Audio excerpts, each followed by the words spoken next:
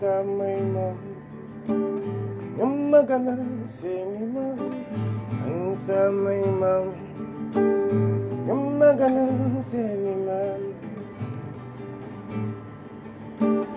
ñoom ma gënal seeni maam an samay maam ñoom ma gënal seeni maam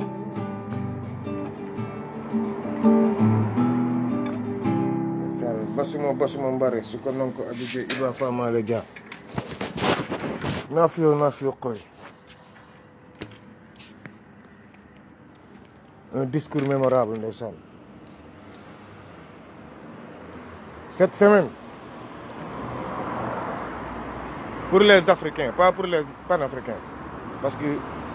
tu ne peux pas être à Paname et puis te réclamer africain à 100% et puis être un pingouin. Non, non, non. Un discours mémorable.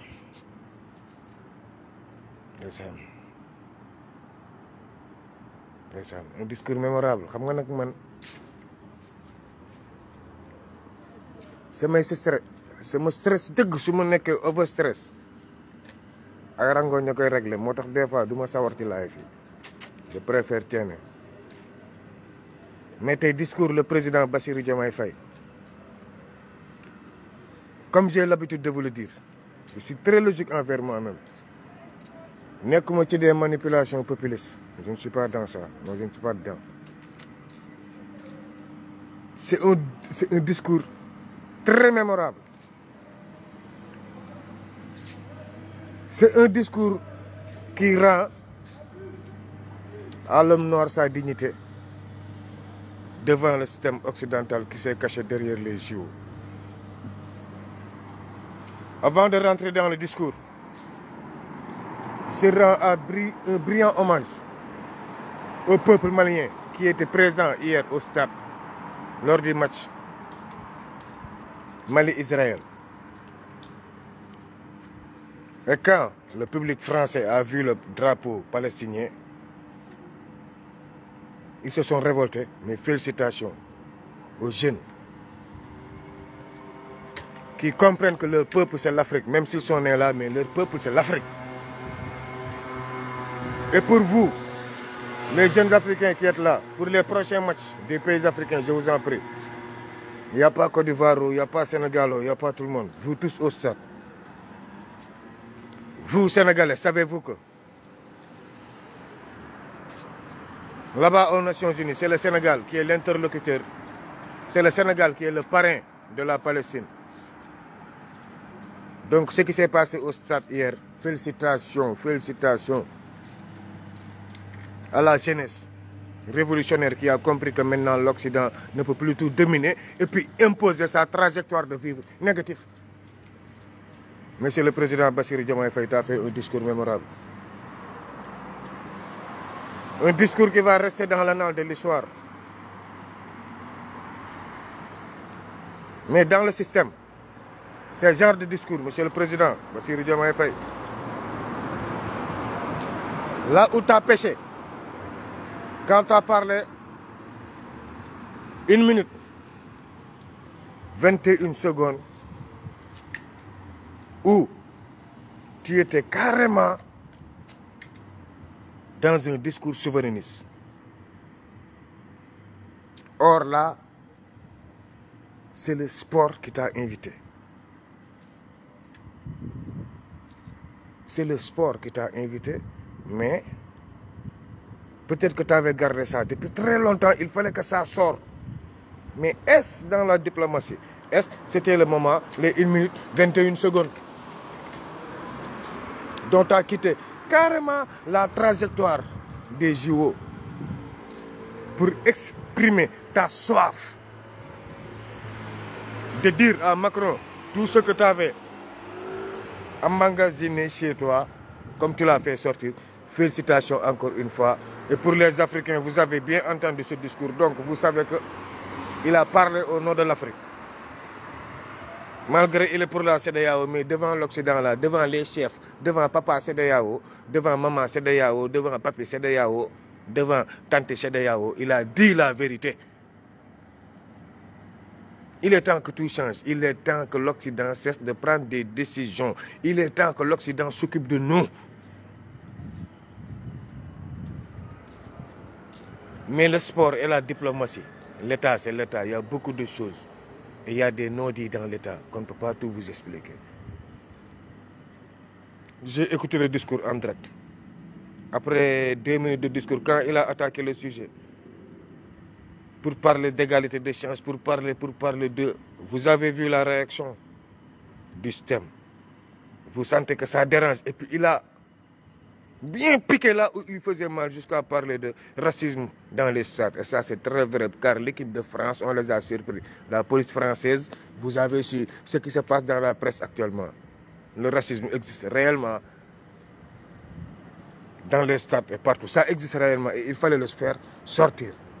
Ça, il faut être clair là-dessus. Vous tous, vous avez entendu le discours, donc ce n'est pas la peine de s'attarder là-dessus. Il a dit ça, organiser des plateaux, non. Écoutez le discours, s'il vous plaît. Et chacun a sa manière de voir et chacun va faire sa propre dissertation. S'il vous plaît, vous la jeunesse, c'est comme ça qu'on agit. Mais pas d'écouter la presse, d'écouter celui-là a dit celui-là. Non, écoutez vous-même. C'est ça la réalité. Donc Guy Marius Sagna qui a démarré le baobab de l'Afrique, anti-CEDEAO, anti-Occident que nous supportons de tout cœur. Moi, en tout cas, je suis derrière Guy Marius Sagna. Avec Guy Marius Sagna, pour Guy Marius Sagna, pour toujours. Avant d'avancer sur les sujets de Pape Alé Niang et de l'autre imam là, il me faut passer encore le message pour les jeunes filles mères que je compte aider à partir de cette fin du mois-là. Nous sommes déjà vers la fin du mois, d'ici le 5. Je voudrais des parrains au moins. Dans le pays, rien n'a encore démarré, c'est très normal. Nous sommes dans un nouveau régime, donc tout est bloqué. C'est très logique. S'il vous plaît, à vous les patriotes, j'ai demandé à toutes les filles de rester au bled, de rester à Ziguinchor, que personne ne bouge parce qu'elles ne doivent plus être des bonnes. Aller à Dakar, revenir, au lieu de continuer leurs études, elles tombent enceintes. Donc j'ai demandé à chaque maman ou chaque papa qui peut prendre la responsabilité. Fin juillet, 40 €, fin août, 40 €, fin septembre, 40 € pour qu'elles puissent s'occuper d'elles, pour qu'elles puissent s'occuper de leurs enfants. C'est ça que je vous ai demandé l'autre jour. Je reviens vous le demander. À toute personne sensible, pour protéger nos bébés et nos enfants, s'il vous plaît, je vous en prie, appelez-nous au 07 58 17 95 96. Vous qui êtes là dans la diaspora. C'est 40 €, ça fait 25 000 francs au bled, c'est pour nos enfants. Et j'ai recruté que 50 filles. 50 filles, quand je le faisais l'année dernière, je l'ai fait un seul mois. Après,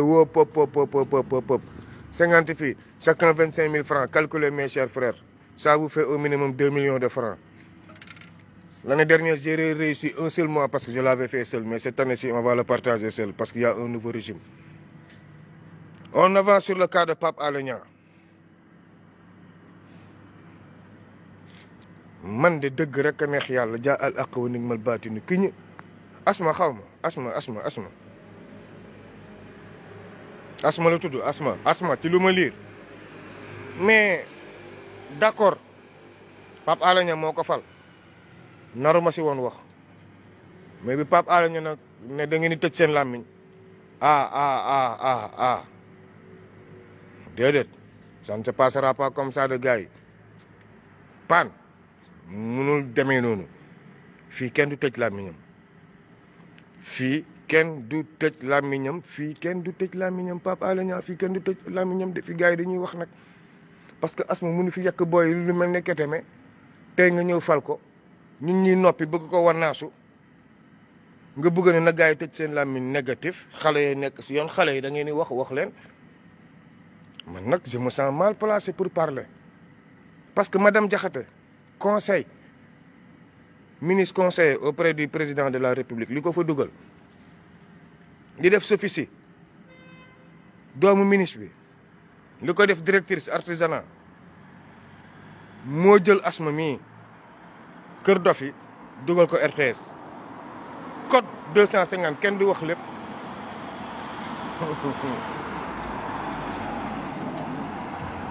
faatu yu bëri ñëw nañ ci service yi loolu moo fa dugal asma. Imam Dramé juñu na wax ji patriote yi moom comme dañuy mel na béy boo sotti pétrole si taat bi dañuy yuuxu rek te duñu déglu ba ci biir. dóor naa leen code bi nag loolu benn yoon laa koy wax du mu fi nekk sax di détailler gauche droite yenn tal ay ëmb jàmm rek ëmb gauche droite. maa ngi dem ci imam boobu ma affiché woon ba ne man ba def ma lu nekk affiché sama photo bu rouge boobu Alpha imam Alpha du moins. mais gars yi Sénégal je ne serai jamais d'accord avec vous jamais xam nga man bokkuma ak nit ñi philosophie maa xëy bokkuñu philosophie négatif. maa leen gis ngeen di taf image am fépp di wax lu moom si nekk di def si moom lu nekk wax lu nekk waa léegi yow miy jigéen ay waay jigéen suturaal leen seen bopp sinon d'ici 30 ans nit dootul baax sur terre ay waay jigéen suturaal leen seen bopp jigéen suturaal leen seen bopp yow nga dem sekk kook Alpha moo la tatouage yoo defu la tatouage yoo mais est-ce que c'est la peine chaque jour ngeen jël photo jàmbur bi taf ko te yéen ñëpp ngeen ne ay jullit ngeen ku nekk am say vices ku nekk di gérer ay vices yàlla ne guddi ak bëccëg am na guddi gi pour sutura la ngeen gérer ko yéen a xam noo leen ko gérer mais yéen a ko gérer warul dem sur la place publique. moo tax Fatou baal leen ma de du ragal sama soxna munuma fii munuma fi am soxna ba noppi même bu voyagé feneen ma ñëw affiché woo beneen jigéen man dama am ay njombu teef man dama am lu may jomm je préfère prostate faju ki yii nii di ma dal défendre ma imam Alpha de bu leen foog ne damay défendre Alpha ba négatif défendre ma Alpha ba man jigéen gi waroon suturaal boppam chaque jour ñu taf la affiché la di tudd seen tuur yi nii ratatatat waa léegi yéen ban góor bu conscient ban góor bu éveillé ban góor bu bëgg ak njaboot gu baax moo ñëw dugg si yéen ñooñu nga xam ne seeyeg nañu ak yéen ñëpp ñëw di def témoignage waaye yéen góor bu dofee mais yéen xanaa de vrais imbéciles ñoo ñëwaat dugg si yéen yaay booy suturaal leen seen bopp yaay booy fi ma teg jigéen boo leen fa tegoon seen bopp non man damay gis internet bi ndeysaan keroog moo tax bi maire boobu saagaa ma xaacu ba foto ma te mu ne taalibe sëñ Touba maire bi dama ko seetaan live waa maire Absa Diop billahi booy dama ko xool live may jooy yi metti ba gannaaw bi ma dëkkal ne ma lan la ma ne ko kii de moo ma affiché di ma saaga te man xaw ma comprendre ma man su ma gisee jigéen def yenn bassesse yi comme temps yi jigéen yooyu ma gis nii bërilu ne si làmb ji la ñuy dem man xaw ma la man daf may dikkee yeneen bruit man daal jigéen yenn niveau yi comprendre ko man je n'arrive pas à comprendre parce que man xam nga rek j'aime trop les enfants moo tax ki war a dërëj xale yi ki war a yar xale yi bu ma gisee ne mu ngi ci leneen ça m'étonne jigéen Sénégal suturaal leen seen bopp suturaal leen suñuy ndey suturaal leen suñuy bàyyi soxna yi man maa leen di défendre billahi fii faatu bu fi am problème koo amal problème boo ko taxee sama loxo ma gagné combat bi billahi Sénégal ak fépp laa si yemale problème faatu jënd sa kër sa jëkkër nungu ko ma nungu waat ndeyam teg ko sa loxo Sénégal am na yoon waaye itam bu leen exposé seen bopp nii gars yi dañ leen war a takk ay jigéen ngeen dañ leen war a takk encore une fois bàyyi leen di affiché Alpha Ba di yuuxu di ko saaga Alpha Ba mooma tatouage mooma te yéen ñaar rek ko sekkoon ci biir néeg sutura ana guddi ana bëccëg ay Sénégal dëkk bi soppeeku na jaa al aqu allahu akbar gars yi ana jikko ya ana jikko yi c'est que man je ne comprends plus les femmes sénégalaises là je ne vous comprends plus ana jikko yi pourtant keneen ki mu ngi def éducation sexuelle ma gis yéen ñëpp tam tafati ko di ko dal pourtant lu muy def du tabu éducation sexuelle la ça doit se faire dans les maisons moo tax tey ñun erreur yi ñuy jël Casamance yëpp loolu la de duñu def sujet tabu la doo wax ak sa doom dara ba day am 12 ans wala 11 ans biir dem leen sama liste bi ma envoyé am na xale yu judd 2012 bii passé yu jur doom 2013 am na doom nii Casamance man équipe bi ma yore 2013 yenn paa yi dañ ma woo xoola dama lay woo direct photo la booy bi yónnee la kook ndeyam ne la gérer ma ko 25000 ñetti weer gi xanaa mën na loolu mu ne ma mais elle a 13 ans jooy man la man sama doom 14 ans lañ ko def calculel te kan moo ma ko teg Macky Sall kon loolu ñun garaawu fa moo tax su ma gisee ñuy exposé diw biiral diw moom a taq auzu billahi mina sheytaani rajim gars yi xamatuma fu ñu jëm de te yéen jigéen nag munu ma leen faral nekk seen ginnaaw ngay ne wàcc à ce niveau là non non non non non non négatif négatif négatif négatif les femmes je vous en prie femmes sénégalaises revenez à la raison bu ñu naan les Linguère rek ay Yacine Boubou ay Aline Sitoé Diatta ñoom ñëpp Sénégal lañ leen tuddee ay Maam Jaara soxna maa Wade Wele ñoom ñëpp Sénégal lañ leen tuddee Fall mënuñu ñëw ba heure bii gayen Sénégal nii jigéen ñi gars yi di leen moytu ci kaw bi mënta nekk Fall mënta nekk. te man Fatou man sama soxna si du ma la nëbb mën na boot junni góor di liggéey ñooñu dérangé wu leen mais tey yéen ñi nekk si net bi bëgg a dund bases yi gars yi du fii de fi ngeen ko bëgg a teg nii Sénégal li ngeen yéen ni imam Alpha Ba chaque jour ngeen affiché photom nii bu keroog yoma xiyam boo leen jàkkaarloo mu yey leen man xam nga lan moo tax du ma wax si nit du ma wax si koo xam ne damay sant ni kii yomal xiyaam bu ma toogeex moom max suñu borom ne ma yaa waxoon si kii non non non man y a de ces personnes jamais je ne parle pas derrière toi négatif t'es trop petit t'es trop primitif pour may wax si yow laaj leen fii ñu may àndal comme nit romb nii tubaab wala dara xaw ma ko nga wax man la booy gérer ko ñu bëri dañ ma si mere moo tax gars yi dañ naan non non non grand bi dafa def wérul du wax pour lan may wax nga romb ma wax si yow yomal xiyaam yàlla woo ma ne ma xam nga kii ma ne la xaw ma ko waaw léegi nag àq boobu sama diggante ak sama borom ma gënal keroog yow ma xam kenn du ma taaj ak des imbéciles en grosso modo man kenn du ma taaj ak ay imbéciles bokk voilà. boo leen foogee ne li ngeen di wax nii ci adduna bi la yem affiché doomu jàmbur gi nii di wax si moom chaque jour keroog yombal xiyam billahi boo leen toogee mu yay leen jëmmi sëñ Bamba boo leen toogee mu yay leen billahi wallahi taala ku ci toogal moom yombal xiyam yéen ñi ko affiché nit ñi ku ko ci toogal mu yay la ndax yéen ñu si bëri xamu leen ko yéen ñi woote di saaga di def témoignage xamu leen ko. Sénégal na jikkoy rafet yi dellu si ngir yàlla bu ñu buggee accéléré nii jikkoy rafet yi dellu siwul continuer wax si jikko yi continuer wax si vie privée yi kii moo biiral diw kii taat bi nii la mel kii nii la mel gars yi du ñu avancé de je ne vous le cache pas de politique bi passé loolu lañ ko fi génnee mënu ñëwaat nag teguwaat si loolu nii. plateau yi maa ngi gis ay Sen TV booy yi toog di fa wax lu leen neex déedéet yooyu nag gars yi yooyu du ma leen nëbb de commission nocation nationale bi amul noqante de léegi amatul noqante nocation la booy yi foog ñu commencé leen yëy de du ma leen nëbb foog ñu commencé leen sàq mi booy yi foog ñu commencé leen yëy te fa laay mujjee ak ñoom nag muy neex Sonko woo mu koy naqari moo xam fa la ñuy mujjee gars yi wàcc plateau génn ñu noq yi metti ba xam kan moo fi defaat plateau te yéen nag Sénégal ñun ñoo commencé ñàkk jom damay gis Sen TV grande gueule ay doomaraam nekk fa ay imbécile nekk fa ñuy am ay 1400 vues c'est pas sérieux yéen ñëpp a war désabonné wu bañ fa seetaanati éliminer leen supprimer leen loolu laa gëm. tey nag sargal leen seen président buy ñëw génn leen yokk ko fit yéen ñëpp génn tàcc ko yéen ñëpp génn teeru ko ngir mu ñeme génn CEDEAO affronté tubaab bi en face tey ubbi na baal bi yéen Sénégal nag yéen ci des Mali bu Assimi Goïta amee fit c'est le peuple Ibrahima Traoré bu amee fit c'est le peuple